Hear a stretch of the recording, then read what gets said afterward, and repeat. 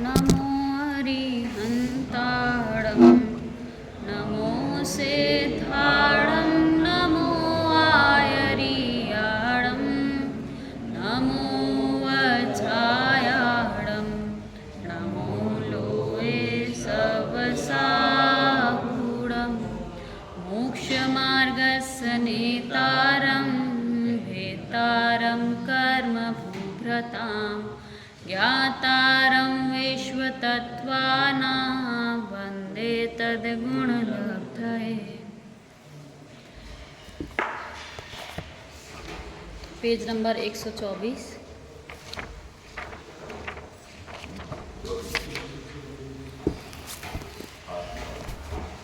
आत्मभावना। यह आदरणीय बड़े पंडित जी साहब द्वारा रचित है। आत्मभावना इसमें बताया है कि जो जीव संसार से दुखी है और मोक्ष सुख की प्राप्ति करना चाहता है, उस जीव की भावना कैसी होती है। हमने सुना होगा छाछ भाना, सुना होगा सबने। भाना अर्थात होता है बारंबार उसी चीज़ का चिंतन करना। तो जो आत्म भावना है इसमें बताया है वही कि हमारी भावना मोक्ष मार्गी जीव की भावना कैसी होती है। तो शुरू के कुछ छंदों में बताया है कि देव कैसे होते हैं। बताया वो वीतरागी, सर्वज्ञ और हितोपदेशी होते हैं।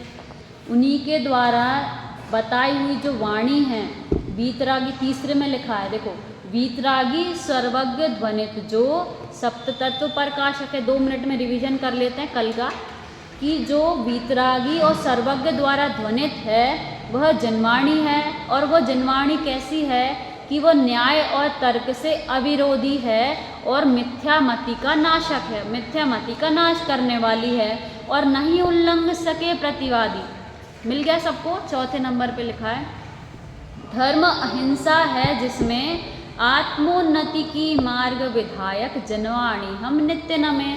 उसमें बताया है कि उसको कोई प्रतिवादी, उस जो जनवाणी में अहिंसा में स्वरूप बताया है धर्म का, उस धर्म का कोई भी प्रतिवादी उल्लंघन नहीं कर सकता। फिर 5वें छंद में बताया था कि हमारे मुनिराज कैसे होते हैं कि वे विषय, कषाय और आरंभ से रहित होते हैं। हमने देखा था कि विषय क्या होता है कि मुनिराजों को दिखता तो है पर वो विषय नहीं बनाते। 5 इंद्रियां ऐसी हैं कि उनकी कोई काम नहीं करती हो, सब काम करती हैं। लेकिन हमारे देखने में, हमारे जानने में और उनके जानने में क्या अंतर है कि वो उसी चीज़ में राग देश आदि नहीं करते और हम राग देश आदि करके उसी वस्तु को विषय बना लेते हैं। और विषय पहले लिया, फिर कषाय क्यों लिया? तो कल देखा था हमने कि राग देश आदि जो चीज़, जो कषाय हैं, इन्हीं से वस्तु विषय बन जाती है। मतलब कषाय के कारण ही वस्तु विषय बन जाती है। जो ज्ञान में जो चीज़ झलक रही है वो गेय रूप रह सकती है अगर कषाय नहीं हो तो। अगर कषाय हो जाए तो वही चीज़ विषय बन जाती है। फिर देखा था आरंभ का अर्थ देखा था। आरंभ मतलब प्रयत्न करना, कि जिसकी जितनी कषाय होती हैं वो उतना आरंभ करता है। आरंभ मतलब जैसे हमें भोजन बनाना है तो उस भोजन बनाने संबंधी जितनी हम चीज़ें इकट्ठी करेंगे, जितने विचार विकल्प करेंगे, वो सब किस में आएंगे? आरंभ में आएंगे। अब जैसे इसका एक एग्जाम्पल देख सकते हैं कि जिसकी जितनी कषाय हो वो उतना आरंभ करता है। जैसे किसी के यहाँ शादी हो तो सबकी एक सी होती है क्या? नहीं, कि जिसकी जितने दिखाने का भाव हो, भाई यहाँ से बैंड आएगा, वहाँ से बैंड आएगा, तो उसकी जितनी कषाय है उतने आरंभ वो करेगा। नुक्ति अपने यहाँ के हलवाई भी बनाना जानते हैं, लेकिन कहाँ से आना चाहिए कि भाई वो एक्सपर्ट है, इतना ऐसा ऐसा होता है। तो इससे सिद्ध होता है कि जिसकी जितनी कषाय होती है उतना आरंभ प्रयत्न वो पर वस्तु में, पंच इंद्रिय के विषयों में वह जीव करता है। और वे मुनिराज कैसे होते हैं कि रत्नत्रय निधि रखते हैं। निधि माने क्या? संपत्ति, या फिर कहें कि बहुमूल्य वस्तु। तो उनके पास क्या बहुमूल्य वस्तु है कि रत्नत्रय हैं। जैसे कोई बस में ट्रेवल करता है और 10-20 लाख रुपए लेके चले तो क्या वो सो सकता है? क्या नहीं सो सकता। क्यों? क्योंकि उसे उस पैसे की महिमा है ना। तो इसलिए मुनिराज को रात्रि में नींद नहीं आती। रात्रि में नींद नहीं आती क्यों? क्योंकि जो रत्नत्रय है ना, रत्नत्रय रूपी धन उनके पास है, तो जैसे उस जीव को जो बस में ट्रेवल कर रहा है उसको लुटेरों का डर लगता है, ऐसे ही मुनिराज को ये निरंतर डर रहता है कि अगर मैं अपने स्वरूप से बाहर आ जाऊंगा तो ये जो कर्म है ना, कर्म रूपी लुटेरे मेरे स्वभाव को ढक देंगे, फिर मैं इसको नहीं जान पाऊंगा। ऐसा डर निरंतर उन्हें रहता है। तो इसमें ये वाला डर नहीं लेना कि जैसे हमें डर रहता है, उस डर में और उस डर में बहुत अंतर है, ठीक है। फिर मुख्य रूप से निज स्वभाव साधन में तत्पर रहते हैं। मुनिराज किस में निरंतर लीन रहते हैं? निज स्वभाव साधन में ही तत्पर रहते हैं। फिर 28 मूल गुण जिनके सहज रूप से पलते हैं। कल देखा था कि सहज मतलब क्या होता है कि जबरदस्ती नहीं करना पड़ता, 28 मूल गुणों का निरतिचार पालन करने के लिए सहज रूप से पलते हैं। जैसे माता को अपने बच्चे के प्रति सहज प्रेम होता है, उसके लिए वो सुबह से उठेगी, सब कुछ करेगी, सहज रूप से सब कुछ करती है। तो ऐसे ही जो मुनिराज होते हैं उनके 28 मूल गुण सहज रूप से पलते हैं, और ऐसे ज्ञानी साधु गुरु का हम अभिनंदन करते हैं। ऐसे मुनिराज जो निरंतर अपने ज्ञान ध्यान और तप में ही लीन रहते हैं, ऐसे मुनिराजों का हम अभिनंदन करते हैं। फिर लिखा है उन सम निज का हो अवलंबन, उनका ही अनुकरण करूं। मतलब वह जो आत्मार्थी जीव है वो क्या भावना भाता है? वो मोक्ष सुख की भावना भाता है, और उसने ये विचार किया है, निर्णय किया है कि जो संसार में अनंत संपत्ति होने के बाद भी कोई जीव उसे सुखी नहीं दिखाई दे रहा। जैसे हम देखें कि कोई गरीब है अपन से, जिसकी परिस्थिति कमज़ोर है, वो दुखी है, लेकिन उससे स्थिति तो हमारी अच्छी, लेकिन हम भी दुखी हैं। और हमसे जो पैसे वाला है वो भी दुखी है, उससे पैसे वाला वो भी दुखी है। तो कौन सुखी है? कि जिसके पास कुछ नहीं है, जिसके पास थोड़ी बहुत संपत्ति थी वो भी उन्होंने त्याग कर दी। ऐसे त्यागी मुनिराज जो अपनी आत्मा में लीन होते हैं वे सुखी हैं। तो उस आत्मार्थी जीव को वो निर्णय हो गया कि वे सुखी हैं, तो मैं उनका ही अनुकरण करूँगा तो मैं सुखी हो सकता हूँ। जैसे कोई परिस्थिति जिसकी कमज़ोर हो और उसको धनवान व्यक्ति, जैसे धनवान बनना है उसको, तो वो किसका अनुकरण करेगा? किसके पास जाएगा? उसी के पास जाएगा जो धनवान है।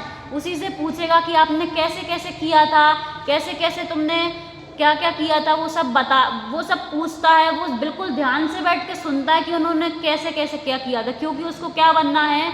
धनवान बनना है। ऐसे ही हमें मोक्ष मार्गी बनना है, और हमें निर्णय हो गया कि जो मुनि दशा है उसी से ही मोक्ष सुख की प्राप्ति होने वाली है, तो हम किसका अनुकरण करें? उन्हीं मुनिराजों का अनुकरण हमें करना चाहिए। फिर लिखा है उन्हीं जैसी परिचर्या। परिचर्या का अर्थ क्या होता है? वैसा ही करना, जैसा उन्होंने किया है वैसा ही करना, सब ओर से। परिचर्या मतलब देखो, जैसे हम बोलते हैं कि गाय चरती है, हम चरते हैं क्या? हम गुटकते हैं, बस खा लिया जल्दी जल्दी। लेकिन गाय क्या करती है? चरती है, मतलब जो उसने खाया है उसको प्रॉपर चबाती है, जुगाली करती है उसकी। इसलिए जो गाय खाती है उसको बोलते हैं वो चर रही है गाय। तो चरना मतलब क्या होता है? उस चीज़ का आनंद लेना। तो परिचर्या मतलब चहु ओर से, चारों ओर से आनंद लेना। किस चीज़ का? कि जैसा मुनिराजों ने आनंद लिया है वैसा ही मुझे आनंद चाहिए, तो वैसा ही मैं क्या करूं? उनके जैसा बनने के लिए वैसा अनुकरण करूं, और क्या करूं? आत्मभाव को प्रकट करूं। आत्मभाव मतलब स्वभाव रूप दशा मुझे चाहिए। मैं अनंत बार बेटा बना, बेटी बनी, पत्नी, पुत्र आदि कितने अलग अलग पद मैंने ग्रहण किए, ऊंचे से ऊंचे पद तक मैं गया, लेकिन उस पद से मुझे निकाल दिया गया। किसके द्वारा? कि कर्म के द्वारा पद मिला था, और कर्म का उदय जाने के बाद वो पद चला गया। तो ऐसे कितने पद हमने धारण किए, तो हमें नहीं लगता कभी कि हमें ऐसी दशा चाहिए, ऐसा पद चाहिए जिससे मुझे कभी कोई हटा नहीं सके। ऐसा अपद हमें चाहिए कि नहीं चाहिए? तो ऐसा अपद हमें चाहिए, तो वो किससे मिलेगा? कि वो स्वभाव के आश्रय से मिलेगा। क्योंकि अभी हम जैसे किसी का घर हो अपना और दिन भर वो पड़ोसियों के घर में बैठे, तो कब तक बैठ सकता है पड़ोसियों के घर में? एक ना एक दिन में कुछ टाइम बाद तो उसको वहाँ से जाना पड़ेगा, नहीं जाएगा तो ज़बरदस्ती उसको निकालेंगे कि आपका नहीं है ना, क्योंकि आपका घर है, स्वभाव जो है वो अपना घर है, और पर भाव में से आपको निरंतर धक्के, कभी राग, कभी द्वेष, कभी इस पर्याय में, कभी उस पर्याय में जाके इस जीव ने निरंतर बहुत धक्के खाए हैं। ठीक है, तो हमें क्या चाहिए कि हमें स्वभाव रूप दशा को प्रकट करना है। तो वो कब प्रकट होगी? जब हम देव शास्त्र गुरु के निकट आएंगे, उनके स्वरूप को समझेंगे कि उन्होंने जो दशा प्राप्त की है वैसी निर्विकल्प दशा मुझे क्यों नहीं आ रही, मैं निरंतर दिन भर दुखी क्यों हूँ, ये तत्व पाकर भी मैं क्यों सहज नहीं रह पा रहा हूँ। ऐसा निरंतर चिंतन हमें होना चाहिए। जब चिंतन होगा तब वह दशा पर्याय में प्रकट होगी। अभी तो हमें इसमें ही सुख लग रहा है, दुखी नहीं है हम। जो सो रहा हो उसको तो जगा सकते हैं, लेकिन जो सोने का नाटक कर रहा हो उसको कोई जगा सकता है क्या? नहीं जगा सकता। वैसे ही हम दुखी, अभी लग नहीं रहा हमें संसार में दुख, कुछ टाइम के लिए दुख लगता है, फिर से अगर अपने अनुसार कुछ हो जाए तो सुख लगने लगता है। हम बस कहते हैं कि संसार में दुख है, लेकिन अगर दुख लगता तो अपन उसको छोड़ने का प्रयास करते, लेकिन हम छोड़ने का प्रयास नहीं कर रहे। सुबह से रात तक हम उसमें लगे रहने का पुरुषार्थ कर रहे हैं। विचार करें कि हम छोड़ने का कितने समय पुरुषार्थ कर रहे हैं और कितने समय संसार में रहने का पुरुषार्थ कर रहे हैं। हमें पता है कि हमारी आयु कितनी बची है, कितने काल की, कितने समय की हमारी मनुष्य पर्याय बची है, नहीं पता, किसी को नहीं पता। लेकिन व्यवस्था कितने सालों की चल रही है। जैसे इसी बिल्कुल सर्टिफिकेट लेके आए हैं कि जब तक इनका मन नहीं करेगा तब तक इन्हें नहीं भेजेंगे यहाँ से। ऐसा सर्टिफिकेट हम लेके आए क्या? नहीं लेके आए। लेकिन फिर भी एक छोटे से छोटे बच्चा भी और बूढ़े से बुजुर्ग आदमी भी यहीं रहने का प्रयास कर रहा है। सबके पास अपने पास इतनी व्यवस्था है कि हम आराम से रोटी पानी खाना सब कुछ, सबके पास अपना घर है, सब कुछ है, लेकिन फिर भी उसमें संतुष्टि किसी को नहीं है। सब किसके लिए कर रहे हैं दिन भर प्रयत्न कि यहीं मुझे रहना है, यहीं रहना है, यहीं मुझे सुख लग रहा है। मोक्ष सुख नहीं चाहिए हमें कहाँ रहना है? यहीं रहना है। ठीक है, फिर आगे लिखा है, यहाँ तक हमने किसकी चर्चा करी कि देव का स्वरूप क्या था, जनवाणी का स्वरूप क्या था और गुरु का स्वरूप क्या था। अब इसमें बता रहे हैं कि जो श्रावक होता है, श्रावक कैसा होता है कि अष्ट मूल गुण धारण कर अन्याय अनीति त्यागु में छोड़ अभक्ष सत्य व्यसनों को पंच पाप परिहारू। देखो, पहले तो हम ये जाने कि मूल किसे कहते हैं। पेड़ का मूल क्या है? जड़ है। अगर मूल कमज़ोर होगी तो उसके फल फूल पत्ते टहनियाँ स्वस्थ होंगी क्या? नहीं होंगी। तो जो अगर किसी भी चीज़ की मूल पक्की हो, जड़ पक्की हो, तो भले ही कुछ समय के लिए पेड़ पत्ती टहनी आदि चली जाएं, तब भी वो पेड़ दोबारा से वैसा हरा भरा हो सकता है। लेकिन पेड़ पत्ती अच्छी दिख रही हो और जड़ मजबूत नहीं हो तो क्या वो दोबारा से वैसा स्वस्थ हो पाएगा क्या? अगर जड़ से उखाड़ दें या जड़ उसकी कमज़ोर हो जाए तो नहीं हो सकती। ऐसे ही जो श्रावक है ना, श्रावक दशा में जो भावना भाता है मुनि बनने की, वही मोक्ष सुख प्राप्त कर सकता है। तो श्रावक के जो अष्टमूल गुण कहे हैं, अगर आपकी वो मूल पक्की है, अष्टमूल गुणों में आपको प्रॉपर श्रद्धा है, आप बिल्कुल विनय भाव से अष्टमूल गुणों का पालन करते हैं, तो आपको मुनि दशा आ सकती है। तो ये हम अपने जीवन में लगाएं कि हम कितने अष्टमूल गुणों का पालन करते हैं। तो जब हम श्रावक ही नहीं बन पाए अभी, तो हम मोक्ष कैसे जाएंगे? हमें कुछ तो करना पड़ेगा ना, कि बिना पुरुषार्थ के फ्री में अपने काका दादा का तो कुछ वो है नहीं बिजनेस कि वो मिल जाएगा अपन को, ऐसा तो कुछ नहीं है ना। यहाँ पे जैन दर्शन में मोक्ष सुख किससे मिलता है? जो जीव स्वयं पुरुषार्थ करता है, और हम पुरुषार्थ नहीं करना चाहते। तो इसमें क्या लिखा है कि जो मूल है, मूल क्या है? अष्टमूल गुण। किसके मूल गुण बता रहे हैं? श्रावक के, जो श्रावक के अष्टमूल गुण हैं, अगर वो जैसे कोई जीव आपको अष्टमूल गुण पालन करता हुआ दिख जाए, अगर पाप के उदय से उसकी टहनियाँ पत्ती आदि कटती हुई दिखें, पाप का उदय उस जीव पर दिखे, तो भी उसकी मूल क्या है, पक्की है, क्योंकि वो अष्टमूल गुणों का पालन कर रहा है, देवशास्त्र गुरु पर उसकी पक्की श्रद्धा है। तो ऐसे अभी विपत्ति भले ही उस पे आपको दिख रही होगी, लेकिन उसकी मूल पक्की होने के कारण से उसके फल फूल आदि आपको कुछ समय बाद कैसे दिखेंगे, अच्छे दिखेंगे। क्यों? क्योंकि अभी मूल कैसी है, पक्की है। तो अष्टमूल गुणों के नाम पता होगा सबको, पंच उदुम्बर फल और मध्यमास मधु। मैं सुमत प्रकाश जी भाई साहब के प्रवचन सुन रही थी, तो उसमें उन्होंने बताया कि ये जो अष्टमूल गुण है ना, ये अजैनों के लिए बताएं कि जो जैन बनना चाहे तो उसको बोलेंगे कि पहले पंच उदुम्बर फल और मध्यमास मधु का त्याग। ये अजैनों के लिए, हमारे लिए नहीं है। जबकि हम खुद जैन भी मध्यमास मधु कहीं ना कहीं से प्रत्यक्ष नहीं तो अप्रत्यक्ष रूप से हम ये ले रहे हैं, जबकि अजैनों के लिए है। जैनों का तो ये जन्मजात त्याग होता ही है पंच उदुम्बर फल और मध्यमास मधु का। तो जो हमारे अष्टमूल गुण कौन से हैं कि 5 अणुव्रत, अणुव्रत कौन से कि 5 पापों का एक देश त्याग, 5 पापों का एक देश त्याग, ये होता है अणुव्रत। मतलब हिंसा का एक देश त्याग, झूठ का, चोरी, कुशील, परिग्रह, इनका एक देश त्याग जो है, ये 5 तो हो गए अणुव्रत। और देव शास्त्र गुरु की विनय पूर्वक सेवा करना, निरंतर किसकी सेवा करना, देव शास्त्र गुरु की। तो हमें कोई कह सकता है कि 2 घंटे 3 घंटे 4 घंटे, कितनी लिमिट है इसकी सेवा करने की।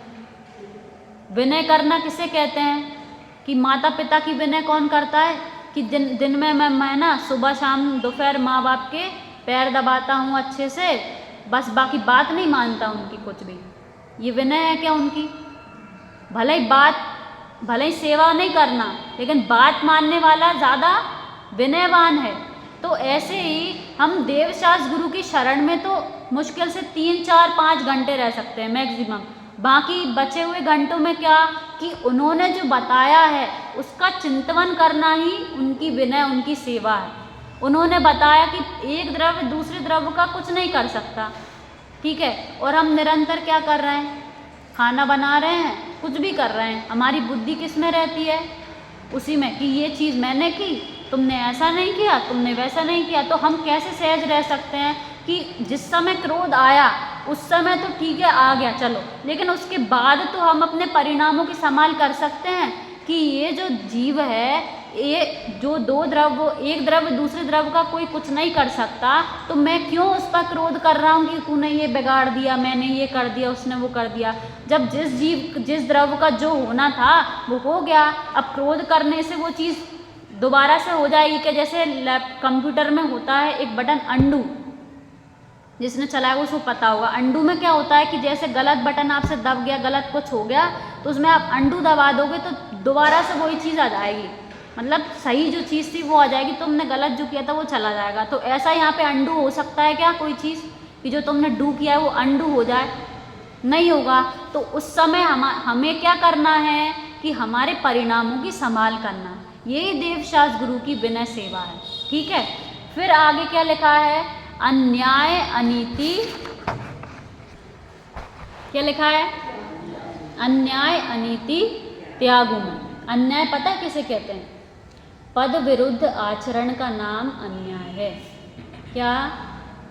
पद विरुद्ध आचरण का नाम अन्याय। ये चीज़ हम सब, ये किसी एक के लिए नहीं है, मतलब किसी एक पद के लिए नहीं है, ये सब अपने अपने लिए लगा सकते हैं कि हम किस पद पर हैं, और उसके विरुद्ध यदि हम कुछ कर रहे हैं तो हम क्या कर रहे हैं, अन्याय कर रहे हैं। अब पिता का पद है ना, उसका पद क्या कि अपने बच्चों को शुद्धात्मा दिखाए, उसे आत्म कल्याण में लगाए। तुम्हारे घर में कोई जीव जन्मा है तो उसे तुम्हें मोक्ष मार्ग पर लगाना है। अगर वो ऐसा नहीं करते तो वो अन्याय कर रहे हैं। क्यों? क्योंकि जो पिता है उसका धर्म क्या है, उस पद में क्या तुम्हारा कर्तव्य बनता है कि तुम जैसे तैसे अपने बच्चों को धर्म में लगाओ। और हम कहाँ लगा रहे हैं अपने बच्चों को? कहाँ लगा रहे हैं? तो ये क्या है, उनके प्रति हम अन्याय कर रहे हैं। क्या कर रहे हैं? उनके प्रति अन्याय कर रहे हैं। उन्हें शुद्धात्मा से दूर रखकर, पाठशाला से दूर रखकर, धर्म से दूर रखकर हम उन पर अन्याय कर रहे हैं। ठीक है। अनीति किसे कहते हैं?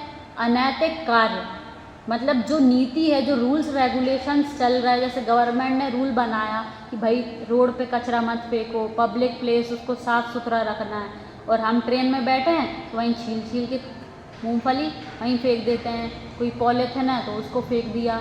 ये क्या कर रहे हैं हम? ये तो सिर्फ एक एग्जाम्पल है, बाकी हर एक जगह की, मंदिर की भी कोई नीति होती हैं, रूल्स रेगुलेशन होते हैं, घर में रहने के भी कोई रूल्स रेगुलेशन होते हैं। अगर हम उनके विपरीत कुछ कार्य करते तो हम क्या कर रहे हैं? अनीति कर रहे हैं। अन्याय अनीति समझ में आ गया होगा। इनको मैं क्या करूं? त्यागूं। ऐसी मोक्ष मार्गी जीव की भावना होती है। फिर क्या बोल रहे हैं? छोड़ अभक्ष्य सप्त व्यसनों को पंच पाप परिहारू मैं। अभक्ष्य किसे कहते हैं? कि जो भक्ष्य करने लायक नहीं है। तो आलू प्याज गड़ंत ये सब तो हमें पता है अभक्ष्य है। अनुपसेव पता है। अनुपसेव मतलब कि एक थाली में सब मिलके खाना, उससे क्या होता है कि एक की लार दूसरे की लार ये सब क्या होते हैं? मिक्स होती है, तो उसमें वो अभक्ष्य बताया है। एक अभक्ष्य ये बहुत अच्छा है कि अनिष्ट कारक अभक्ष्य। इसमें क्या होता है अनिष्ट कारक अभक्ष्य में? कि जो भक्ष्य है लेकिन यदि आपके स्वास्थ्य के लिए वो अच्छा नहीं है, शुद्ध चीज़ भी यदि आपके स्वास्थ्य के अनुकूल नहीं हो और आप उसको खा रहे हो तो वो अभक्ष्य है। क्यों? क्योंकि जैसे सपोज आप खाते हो, एग्जाम्पल के लिए 2 बाटी और आपको अच्छी लग रही थी, आपने खा ली 3, तो अब क्या होगा कि आप अपने स्वभाव से दूर हो जाएंगे। कैसे?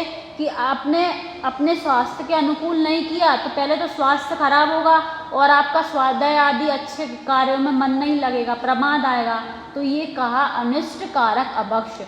जो भक्ष्य चीज़ है लेकिन आपके लिए स्वास्थ्य के अनुकूल नहीं है। एक चीज़ ज़रूरी नहीं है कि आपके लिए भी बख्शो और आपके लिए भी बख्शो। जैसे काजू है, बच्चे लोग पचा लेते हैं, बूढ़े नहीं पचा पा रहे, तो भक्ष्य है, लेकिन एक के लिए भक्ष्य है और एक के लिए अभक्ष्य। अगर वो अति कर दे तो उसमें खाने में, क्यों? क्योंकि वो उसका स्वास्थ्य खराब कर देगा, उसको स्वाध्याय आदि से दूर कर देगा। इसलिए वो किसमें कहा? अनिष्ट कारक अभक्ष्य में। ठीक है। फिर सप्त व्यसन हमको पता ही है कि जो व्यसन किसे कहते हैं? कि बुरी आदत को व्यसन कहते हैं। और ऐसी कुछ बुरी आदतें, 7 बुरी आदतें हमारे ग्रंथों में गिनाई हैं, और वे जो व्यसन होते हैं वो जीव को धर्म से दूर कर देते हैं। तो ऐसे व्यसनों से मोक्ष मार्गी जीव बिल्कुल उनको त्याग कर देता है, ऐसे सप्त व्यसनों को। फिर लिखा है पंच पाप परिहारू में। परिहार माने बिल्कुल जैसे शत्रुओं का नाश करते ना, ऐसे मोक्ष मार्गी जीव जो श्रावक है वो इस दशा में पूरी तरह 5 पापों का तो त्याग नहीं कर सकता, पर क्या भावना भाता है कि कब मुझे ऐसा मौका लगे तो कब मैं इन 5 पापों का पूरी तरह त्याग कर दूं। जैसे कोई राजा होता है और उसे अपने शत्रु पर विजय प्राप्त करनी है, तो क्या वो ये सोचता रहेगा कि कब मौका मिले पूरी तरह से एक बार में ही मारूं? ऐसा होता है क्या? ऐसा नहीं होता। धीरे धीरे षड्यंत्र रचता है, धीरे धीरे उसके सीमा में अंदर अंदर आने की कोशिश करता है और मौका ढूंढता है कि कब मौका मिल जाए और कब मैं इस पर प्रहार कर दूं। ऐसे ही मोक्ष मार्गी जीव है, उसको जो 5 पाप ये जो कर रहा है ना निरंतर, इसको ये शत्रु के जैसे लगते हैं कि मैं क्यों, मेरा स्वभाव तो अलग है, मैं क्यों इन 5 पापों में लगा हूँ। तो ऐसा जो मोक्ष मार्गी जीव है वो धीरे धीरे उस शत्रु की सीमा में जानने की कोशिश करता है। कैसे? अणुव्रत करेंगे, फिर महाव्रत करेंगे और फिर पूरी तरह से त्याग कर देंगे। ठीक है। तो ऐसे यहाँ पे लिखा है पंच पाप परिहारू में। फिर लिखा है सदा करूं स्वाध्याय तत्व निर्णय सामायिक आराधन। देखो क्या लिखा है कि जो मोक्ष मार्गी जीव है वो भावना भा रहा है कि सदा करूं स्वाध्याय सदा कर सकते हैं। वो अपन ने देखा था पूरे समय स्वाध्याय कर सकते हैं कि ग्रंथ का अध्ययन करना अलग है और स्वाध्याय करना अलग है।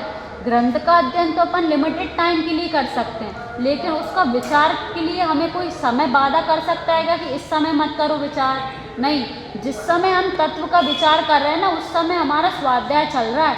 हमने ये बना लिया विकल्प कि हम तो टाइम ही नहीं मिलता, हम तो घर के कामों में ही फंसे रहते हैं। तो ये नहीं है कि घर के काम करते हुए भी हम निरंतर स्वाध्याय कर सकते हैं। हमारी जो कर्तृत्व ममत्व बुद्धि है ना, उस पर निरंतर चोट करना ये भी स्वाध्याय है कि मैंने ये नहीं किया, मैंने ये नहीं किया। हमने कुछ बनाया और किसी ने बुराई कर दी तो हमें ऐसा लगता है जैसे हमारी बुराई कर दी। ऐसा क्यों लगता है? क्योंकि हमें कर्तृत्व बुद्धि है। तो उस समय विचार करना चाहिए कि ये जो किया है ना, ये मैंने नहीं किया, ये सहज जैसा होना था वैसा हो गया, और उसने बुराई कर दी, भाषा वरना थी, निकल गई। मेरा क्या किया इसने? नहीं किया, कुछ नहीं किया। तो उस समय हम सहज रह सकते हैं। तो क्या लिख रहा है? सदा करूं स्वाध्याय, और उस स्वाध्याय से क्या करूं? तत्व का निर्णय करूं, सामायिक करूं, और क्या करूं? आराधना। आराधना जो है वो स्वाध्याय, तत्व निर्णय और सामायिक का फल है। आराधना मतलब होता है प्रसन्नता। जो श्रावक है, जो जीव है, वो क्या चाह रहा है कि स्वाध्याय, तत्व निर्णय, सामायिक आदि करके मैं कैसा रहूं? प्रसन्न रहूं, खुश रहूं। क्या सोच के कि मैं भगवान आत्मा हूँ, और ये जो शरीर मेरे को छोड़ के जो शरीर और परद्रव्य जितने भी हैं ये मुझसे बिल्कुल भिन्न है। ऐसा निरंतर विचार कर करके वो कैसा है? प्रसन्न रहता है। कौन? जो सुखी रहना चाहता है। और जो परद्रव्य में सुखी है वो तो वही सुखी है। फिर क्या लिखा है? विनय, युक्ति और ज्ञान दान से राग घटाऊं मैं पावन। फिर ये लिखा है कि जो राग है ना, उसको किससे घटाऊं? विनय से, युक्ति से और ज्ञान दान से। ठीक है। विनय तो हमें पता ही है, विनय किसे कहते हैं? युक्ति माने होता है प्लानिंग। जैसे हमें किसी को दुकान खोलनी है तो एकदम से खोल लेता है क्या? कितने महीने पहले से प्लानिंग करता है, ऐसे करना है, ऐसे करना है, ऐसे करना है, ऐसे करना है। कोई भी चीज़ से पहले हम प्लानिंग करते हैं। तो यहाँ पर भी यही लिखा है कि कोई भी चीज़ करनी है तो युक्ति करो, उसके पहले प्लानिंग करो, मतलब लगाओ दिमाग अपना। किसी ने आपको कुछ बिगाड़ दिया तो लगाओ प्लानिंग, उसमें करो, पूरे रूल्स लगाओ उसमें कि एक द्रव्य दूसरे द्रव्य का कुछ नहीं कर सकता, तुमने जो किया था वैसा ही मिलेगा। हम पता है क्या चाहते हैं कि बॉल तो मारे जोर से दीवार पर, लेकिन वो पलट के नहीं आए। ऐसा हो सकता है क्या? तुम बहुत ज़ोर ज़ोर से बॉल मारो और ऐसा होगा कि दीवार उसको वहीं पकड़ ले, वापस यहाँ पे बॉल नहीं आए, ऐसा कभी नहीं हो सकता। तो हम जो कर्म कर रहे हैं, हमने जो कर्म किए थे, उसका फल तो हमें मिलेगा ना, बिल्कुल मिलेगा। हम क्या चाहते हैं? वही चाहते हैं कि बॉल मारें और बॉल वापस ना आए। तो ऐसा कभी नहीं होगा। और राग घटाऊं मैं पावन, तो राग पावन है क्या? ये लिखा है क्या यहाँ पे? राग घटाऊं मैं पावन, इसका अर्थ ये है क्या? नहीं, कि राग को घटाऊं और राग घटने से मैं कैसा हो जाऊंगा? पावन हो जाऊंगा। ये जो जीव है ये राग द्वेष आदि से मलिन है ना। अब जैसे हम कहते हैं कि भगवान वीत रागी हैं, वीत द्वेषी नहीं कहते, वीत मोह नहीं कहते, वीत क्रोध नहीं कहते। क्यों? क्योंकि इन सबको तो जगत भी बुरा कहता है, इन सबको जगत बुरा कहता है, लेकिन राग को कोई बुरा नहीं कहता। इसलिए जो राग है ना, राग के कारण द्वेष आदि कषाय होती हैं। तो इसलिए जो राग है उसको घटाना है, और फिर राग के कम होने से मैं कैसा हो जाऊंगा? पावन। पावन हो जाऊंगा मतलब मेरी स्वभाव रूप दशा आ जाएगी। क्या हो जाएगी? मेरी स्वभाव रूप दशा। ठीक है। अभी सिर्फ 7वां, 8वां और 9वां अपन ने देखा। एक बार इसका तीनों का पाठ कर लेते हैं, फिर बाकी चर्चा कल करेंगे। उन सम निज का हो अवलंबन, उनका ही अनुकरण करूं, उन्हीं जैसी परिचर्या से अष्टमूल गुण धारण कर अन्याय अनीति त्यागूं मैं, छोड़ अभक्ष्य सत्य व्यसनों को पंच महारत धारूं मैं, सदा करूं स्वाध्याय तत्व निर्णय सामायिक विनय युक्ति और ज्ञान दान से राग घटाऊं। सभी जीव अपनी स्वभाव रूप दशा को प्रकट करें, इसी मंगल भावना से आज